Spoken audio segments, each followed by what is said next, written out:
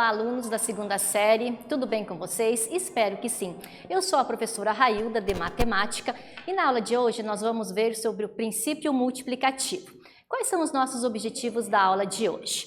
Então, nós vamos conceituar o princípio fundamental da contagem, que também é chamado de princípio multiplicativo, e também vamos resolver situações-problema envolvendo o princípio fundamental da contagem. Então, vamos pensar um pouquinho aqui juntos. Você sabe quantas possibilidades há de resultado ao jogarmos dois dados simultaneamente? Qual é o seu palpite? Então, acompanhe aqui a situação. Ângela e Sérgio estão jogando dados como passatempo, né? Assim como lá em casa a gente faz, né? Pega os dados, tem um jogo lá e a gente fica jogando como um passatempo.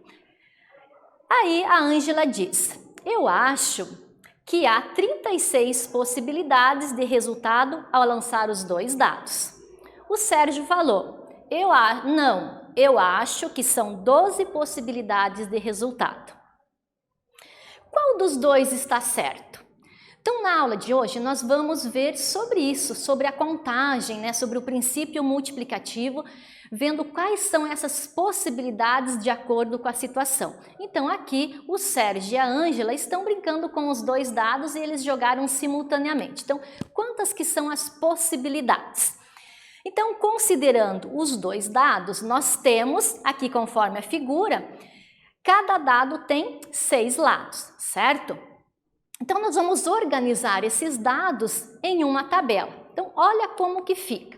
Então, organizando os dados em uma tabela, então eu tenho dois dados e cada dado ele vai estar simultaneamente com as mesmas possibilidades. Então, eu chego numa tabela de 6 por 6, dois dados com 6 possibilidades em cada um. Aí, usando o princípio multiplicativo, basta eu fazer 6 vezes 6, 36. Que no caso aqui, a Ângela mandou muito bem no resultado. Ela realmente acertou. E o Sérgio daí se convenceu e disse, você estava certa. Então, nessa aula, nós vamos aí fazer exercícios muito interessantes usando aí o princípio da contagem. Então, vamos já fazer um exercício para que a gente comece a entender como funciona essa dinâmica do princípio multiplicativo. Dois dados, um verde e um vermelho, são lançados. Observando as suas faces superiores, quantos são os resultados do evento ocorrer número par no dado verde e ocorrer número maior que 4 no dado vermelho? Então, veja aqui, nós temos duas condições, certo? Então, um dado é verde e um dado é vermelho. No dado verde, ele quer que ocorra números pares, certo? Então, você vai ter que verificar quantos pares tem no dado. E no dado vermelho, ele quer que seja maior que 4.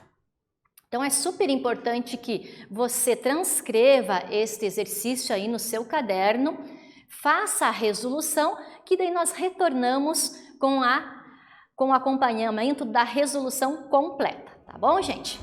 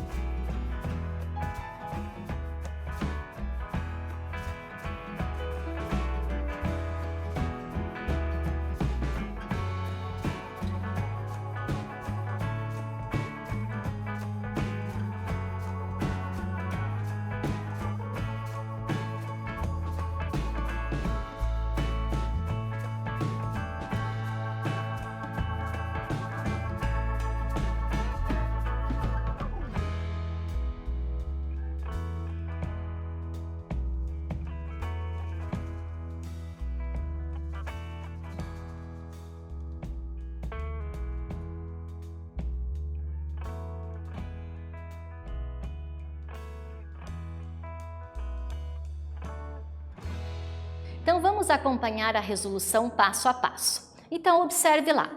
Aqui ele me diz que no verde, né, teriam que ser número par. Então nesse caso eu tenho 3 possibilidades, certo? Quais são os números pares do dado? O 2, o 4 e o 6.